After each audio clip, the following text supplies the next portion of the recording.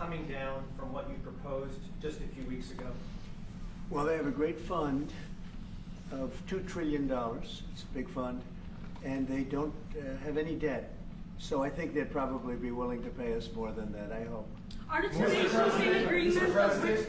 President, Yes. in 2018, your former Secretary of State, Mike Pompeo, called for an end to Russian occupation of Crimea.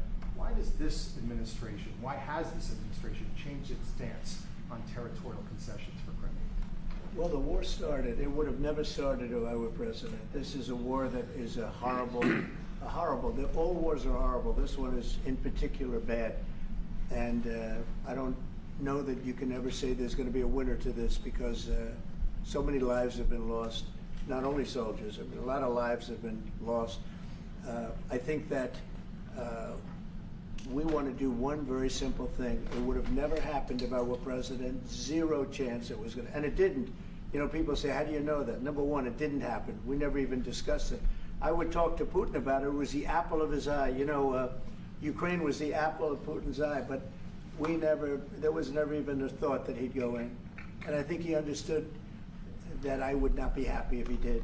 And it was only when I got out, and you know, when you mention what happened to Ukraine years ago under President Obama and a vice president that was also president later, unfortunately for this country, what happened is large chunks of land were given up, and it was called Crimea, and that was a big thing. That was a big moment. But this isn't my war. This is Biden's war. This is a war that Biden was president when this war happened. But I'm trying to put out the fire, and I think we'll be successful. And if we do, we're going to save a lot of lives. Otherwise, and the Prime Minister had a statement. He said, this is just a point in time. We're very lucky because this is a point. And if this doesn't happen, this could go on for a long time.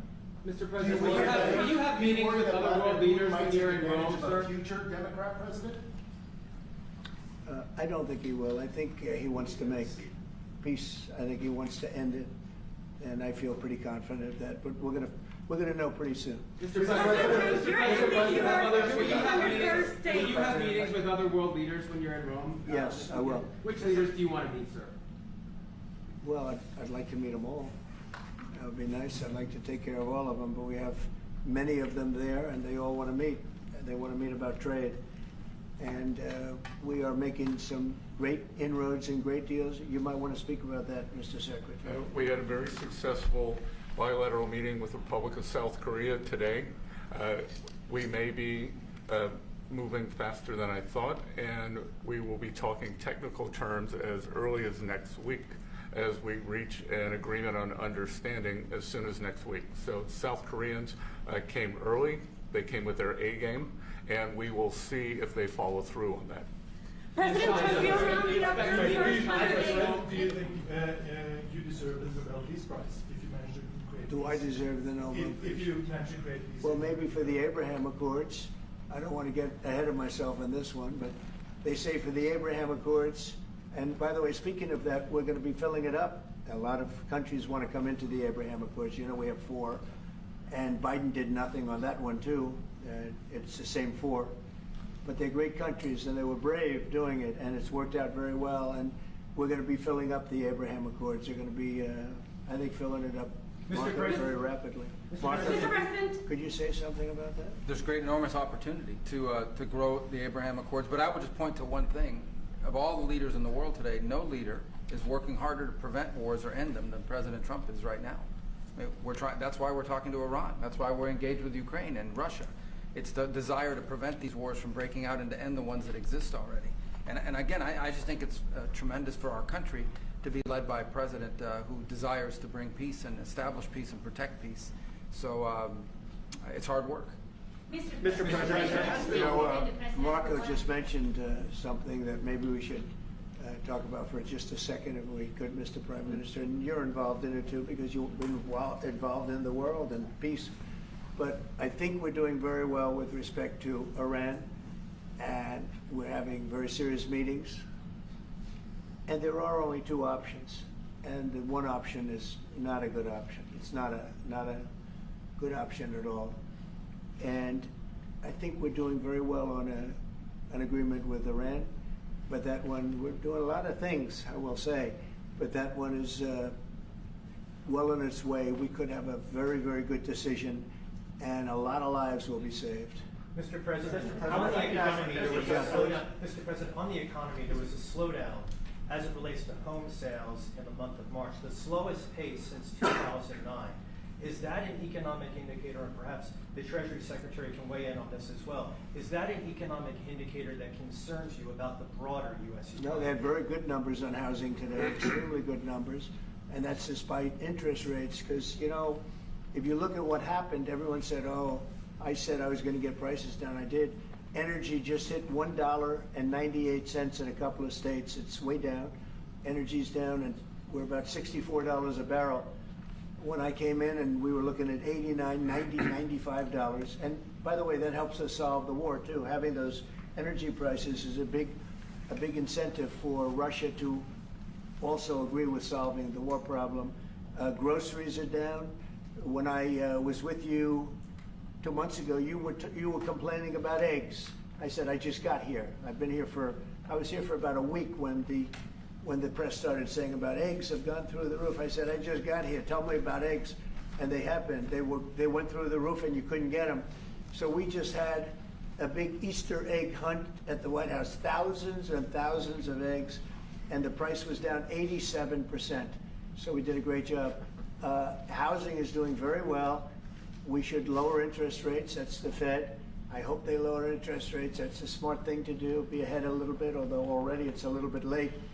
But in the end, we just have a great country. We have a very strong country, and we have every other country. I can't think of one country that doesn't want to negotiate a deal. And they either negotiate a deal or we set a deal that we think is fair. Because we don't have to go through all of these. It would be physically impossible. You know, you have so many people that really understand it, which is a very small group of people here. And we are going to, at some point, just set prices for deals. Some will be tariffed. Some treated us very unfairly. They'll be tariffed higher than others. But we've been ripped off for many, many years. The United States has been ripped off like no country probably in the history of the world has been ripped off for 45, 50 years.